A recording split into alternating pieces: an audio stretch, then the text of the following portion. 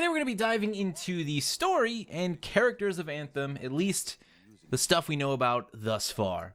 Why don't we go all the way back to the beginning, not just the beginning, but the beginning of the creation of the planet that Anthem takes place on.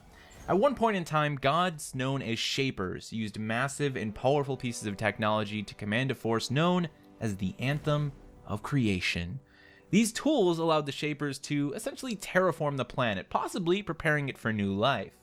But for reasons unknown to humanity, these gods vanished, leaving behind their tools of creation, and with no one around to control them, these tools activate on their own will, triggering incredible changes to the world around them, and in turn, creating a hostile environment where just surviving is on the top of everyone's checklist.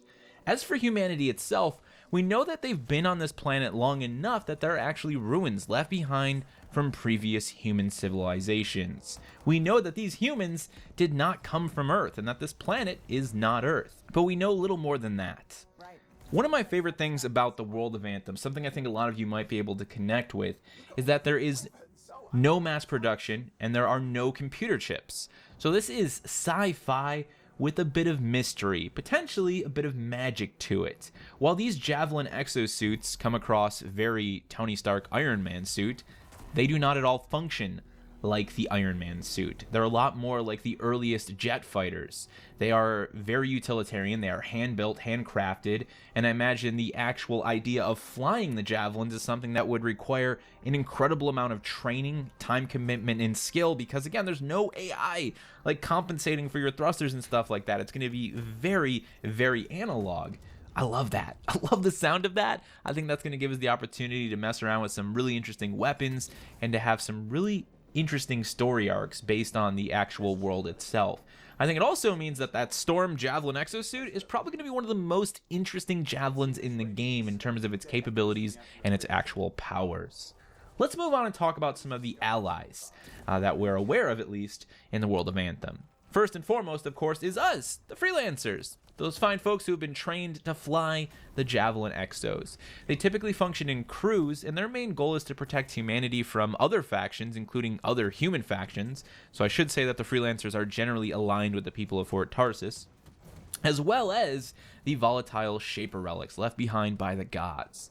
Now, the Freelancers have chosen to accept their ignorance of these relics for the most part, and shutting them down, the ones that exist out in the wild anyway, are one of their primary goals. In fact, it ties directly into one of the gameplay, one of the missions, or you could say quest types that we see in the EA Play demo, where this group of Freelancers goes on out, they have to deal with some scars, then they have to collect these things called the Echoes of the Anthem Creation, and use them to disable the Shaper relic as it is about to activate and potentially cause some damage to the environment around it. Now, the Freelancers themselves actually played an important role in the history of humanity. They have a very rich history that hopefully we'll learn about, but that history hasn't bought them any respect. You are essentially starting as a Freelancer anytime when the Freelancers are kind of building their reputation from the bottom up, with the people of Fort Tarsis as well as potentially the enemies that lie beyond it.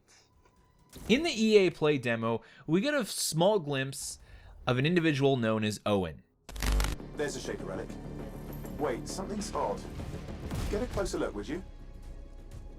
See those radiant pieces of energy? They're echoes from the Anthem of Creation. Loads of scars nearby. Be careful. Now, the BioWare devs have confirmed Owen to be your own personal cipher. I'm not saying AI, because while Owen comes across a lot like Cortana or Jarvis, remember, there are no computer chips in this world. So Owen is probably a lot more mystical, maybe even magical in a sense, perhaps spiritual in some way. Either way, I love the idea of a character like this. And BioWare has said that Owen will interact with the player in different ways depending on where they are in the world, what they're doing, and also somewhat dependent on things that happen behind the walls of Fort Tarsis in your single-player story stuff. They did say that Owen will also kind of tune back the amount of time he spends talking when you're actually playing with friends, so it's not just this constant layering of people being like, oh wait, just shut up, I'm trying to hear what my Owen is saying. So I like that they've taken that into consideration. Next, we've got the rather thick-looking fellow, Halleck. Halleck is our Strider mechanic. Our Strider, of course, if you've forgotten, is our mobile forward base. Now, we know that Halleck is a friend of some sort, and we also know that we have history with Halleck but that's about as far as it goes, unfortunately. He's an interesting character nonetheless, and he appears to be one of the first characters outside of Owen, who is probably attached to our suit or our brain in some way, who exists outside of the walls of Fort Tarsis. It'll be interesting to see just how much we get to interact with Halleck inside the walls of Fort Tarsis, as well as outside, maybe inside of the Strider itself. Let's talk enemies and monsters, because those are definitely two different things. Monsters are monsters doesn't necessarily mean that they are directly your enemy. Maybe they want to be left alone. They don't want to be pissed off, right? So at the very beginning and at the core of the many enemy factions in the game, we have our primary antagonist, the Dominion. And no, for you Deep Space Nine fans out there, they are not shapeshifters. They are another human faction that is going to be one of many emerging threats at the start of the game. They actually come from the world's northern kingdom. So that really does signify that while we're probably only experiencing a smaller chunk of this massive planet, there are other locations across the planet that are inhabited, potentially by other humans and other factions. That is interesting to say the least. Now, the Dominion themselves are evil. They're an aggressive faction, and they're looking to capture and harness the power of Shaper technology. They're going to be one of our greatest threats throughout the course of our time in the world of Anthem. We, of course, know the Scars. We saw the Scars in the E3 2017 trailer, and as it turns out, the Scars are more so alien invaders. They are not indigenous to this planet. They have come also looking to capture Shaper technology, and BioWare has hinted that the Scars have some sort of a connection tying them back to the Shapers, so it'll be interesting to uncover that story. We also are aware of a faction called the Sentinels, but we have zero information on just who and what the Sentinels are. Moving on, we have our two monsters. First and foremost, the Titan. This is one of the world's massive and ancient beings. It is a multi-story rock monster that appears to have energy surging inside of it that can be deployed as a weapon.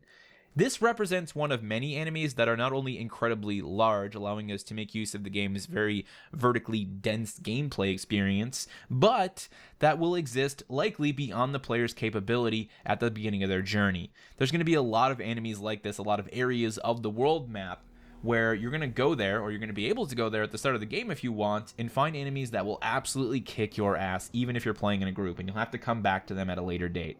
Last and definitely not least, we've got the Swarm Tyrant. This is, of course, the spider-like beast, the boss fight that we see at the end of the EA Play demo. Here are the things we know about the Swarm Tyrant. It's a giant spider monster. It's also covered in armor plating. It is very mobile because it moves around just like a Spider-Man can.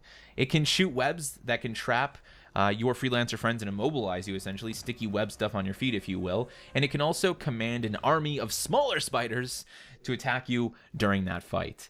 It exists as, again, another very large enemy or monster within the world of Anthem. I really do like their approach to that because it's not really like an instance where we're just looking at towering monsters like we might have in God of War in the past or Shadow of Colossus.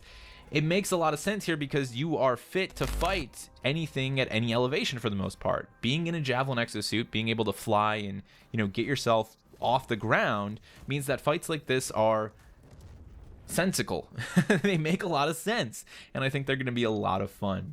The Swarm Tyrant also represents our first knowledge of an enemy that requires a specific piece of knowledge to defeat it. So the idea that many enemies in the game have their own weak spots. It's not just about headshotting everyone. Different enemies have different weak spots. In the case of the Swarm Tyrant, we need to remove its armored plating before we can get to its soft, juicy center and actually destroy it.